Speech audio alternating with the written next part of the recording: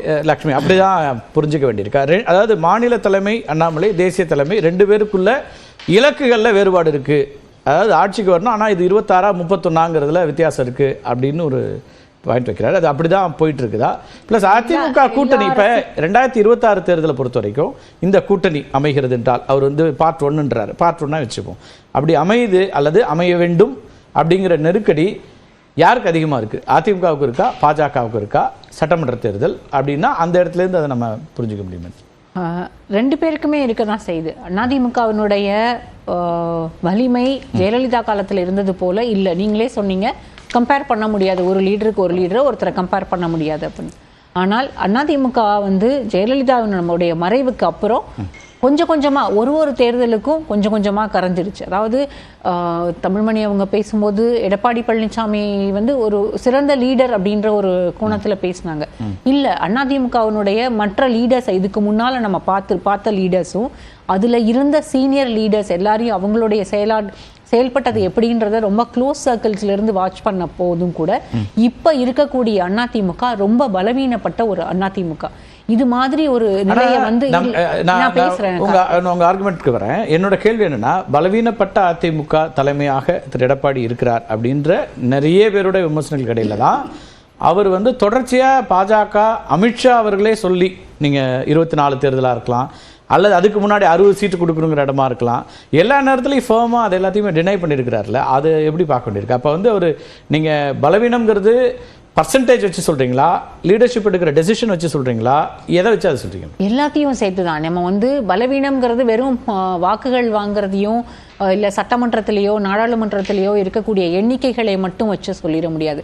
Decision மேக்கிங்லேயும் பெரிய அளவில் இன்னைக்கு இதே செங்கோட்டையன் ஒருவேளை ஜெயலலிதா தலைமையில் இருந்தோ இல்லை வேறு ஒரு தலைவர் அதிமுகவுக்கு தலைவர் இருந்த நேரத்தில் இது மாதிரியான ஒரு செய்தியாவது கசியுமா வெளியில?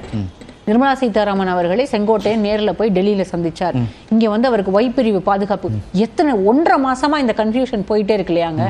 எங்கேயாவது ஒரு இடத்துல அதிமுக அதுக்கு ஃபுல் ஸ்டாப் வைக்கணும்னு அதிமுக தலைமை நினைக்க வேண்டாமா? நீங்க வந்து திமுகவுக்கு எதிராக இருக்கக்கூடிய அதாவது திமுகவுக்கு எதிராக மக்கள் மத்தியில் இருக்கக்கூடிய அதாவது அந்த ஆன்டி இன்கம்பன்சி மட்டுமே அதிமுகவை பவருக்கு திரும்ப கொண்டு வந்துரும்ன்ற நம்பிக்கை ரொம்ப தவறு. அவங்க ஸ்ட்ராட்டஜைஸ் பண்ணவே இல்லை எலெக்ஷனை.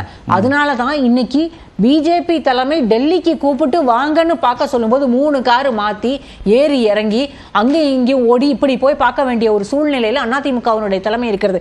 இன்னைக்கு ஜெயலலிதா ஒருவேளை அதிமுக தலைவராக இருந்திருந்தால் இந்த மாதிரி பிஜேபி கூப்பிட்டு இருப்பாங்களா, இல்ல ஜெயலலிதா போயிருப்பாங்களா சொல்லுங்க? நம்ம இந்த 2 கட்சிகளையும், அதாவது இந்த 2 திராவிட கட்சிகளையும் பத்திரிகையாளர்களாக நம்ம கிட்டத்தட்ட 30 வருஷமா நம்ம பார்க்கிறோம். இந்த 30 ஆண்டுகள்ல 2 கட்சியில எந்த ஒரு கட்சியும் இந்த மாதிரி பலவீனப்பட்டதோ அல்லது இன்னொரு கட்சிக்கு நேஷனல் பார்ட்டிக்கு கீழே ஏற்கனவே 2G நடந்தப்போ நம்ம இதெல்லாம் பேசியிருக்கோம், இல்லைன்னு நான் சொல்லல. இது மாதிரி நடந்து நமக்கு வந்து நம்ம இவ்வளவு ஆதங்கப்பட்டு நம்ம பேசுறது இதுலயே லட்சுமி, இப்ப நீங்க வந்து அவரு சந்திச்சாரு, 3 கார் மாத்தினார், எல்லாம் ரைட்டு. சந்தித்து விட்டு வந்த பிறகு கூட்டணி என்று எங்கயா சொல்லியிருக்காரா, அல்லது ஃபர்மா ஏதாவது ஒரு விஷயம் அவங்க சந்திக்க போகணும்? எதுக்காக சந்திக்க போகணும் நான் சொல்றேன். இன்னும் நிறைய காரணங்கள் இருந்தது. அவருக்கு அழைப்பு வந்தது, முன்னாள் நீதிபதி ஒருவர் மூலமாக அழைப்பு வந்தது. அதுக்கப்புறம் டெல்லிக்கு போனாரு.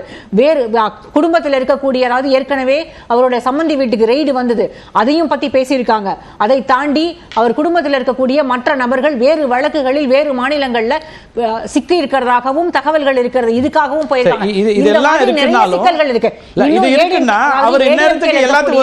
மற்ற முன்னாள் அமைச்சர்களுக்கு எதிராக டிவிஎஸ்சில நிறைய வழக்குகள் இருக்கு. எல்லா இடங்கள்லயும் ஏற்கனவே டிவிஎஸ்சி ரெய்டும் முடிஞ்சிருச்சு. இந்த எல்லா வழக்குகளும் முன்னெடுக்க கூடாது.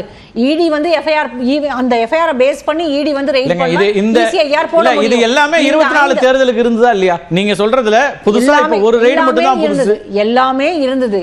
அப்ப வந்து வேணான்னு டிக்ளைன் தான பண்ணாரு. கதவுகள் திறந்திருக்குன்னு சொன்னப்ப மூடிட்டு தான வந்தாங்க. இல்ல, அப்ப வந்து வேண்டான்னு முடிவு பண்ணாங்க. ஏன்னா ரொம்ப லாங் ரோப் பிஜேபி கொடுக்கறதாக அப்ப இருந்த தகவல் வந்து பெரிய லாங் ரோப் கொடுத்திருக்காங்க அதிமுக. ஏன் 2024 வந்தாங்கல்ல, இன்னைக்கு மட்டும் ஏங்க போய் டெல்லிக்கு போய் சந்திச்சாரு? தமிழ்நாட்டுக்கு மோடி வரும்போதோ இல்ல அமித்ஷா வந்தார்ல, அமித்ஷா வந்தார்ல மகா சிவராத்திரி விழாவுக்கு, வேலுமணி போய் சந்திச்சார்ல, அன்னைக்கு தமிழ்நாட்டில் இந்த பிரச்சனைகள் எல்லாம் இல்லையா? அன்னைக்கு இந்த அமைச்சர்கள் மேல உள்ள ஊழல் குற்றச்சாட்டுகள் எல்லாம் இல்லையா? அன்னைக்கு போய் நேர்ல சந்திச்சு அன்னைக்கு NEP பத்தி உங்களுக்கு திரு எடப்பாடி பழனிசாமி தலைமை எவ்வளவு பலமா இருக்காரு, ஸ்ட்ராங்கா இருக்காரு, ரைட். என்ன ஆப்ஷன் சொல்றீங்க? திரு ஓ பன்னீர்செல்வம் பலமான தலைமையா இருப்பாரா? அவர் வந்து முதல்ல போய் அவர் வந்து அவங்களோட நிக்கிறதுக்காக நான் பெருமைப்படுறேன்னு சொல்றாரு. தர்ம யுத்தத்துக்கு பிறகுதான் அதிமுக கரைய ஆரம்பிச்சது. ஆமாங்க. அப்ப அதுக்கு எதிரா ஒண்ணு நிக்க வேண்டிய ஒண்ணு இருக்கு. திரு டிடிவி தினகரன் இன்னைக்கு வந்து மும்மொழி கொள்கை நல்லதுன்றாரு. கூட்டணிக்காக அந்த விஷயத்துக்கு வரைக்கும் அப்ப அதுல நீங்க இது வரைக்கும் கொள்கை ரீதியா இவங்க ஏதாவது ஒண்ணுல நாளைக்கு பார்க்கணும், வக்ஃப் போர்டு பில் வரும்போது என்ன செய்யறாங்கன்னு பார்க்கணும். ஆனால் இது வரைக்கும் நீங்க சொல்றது போல கொள்கை விஷயத்துல காம்ப்ரமைஸ் பண்ணிருக்காங்களா? சட்டமன்றத்திலே கூட கொள்கை விஷயத்துல காம்ப்ரமைஸ் பண்ணாங்கன்னு நான் சொல்லவே இல்லை. கொள்கையில காம்ப்ரமைஸ் பண்ணவே இல்லை, பார்ட்டியவே காம்ப்ரமைஸ் பண்ணிட்டாங்க. அதுதான் இங்க இருக்கக்கூடிய தமிழ் மணிகிட்ட கேட்போம்.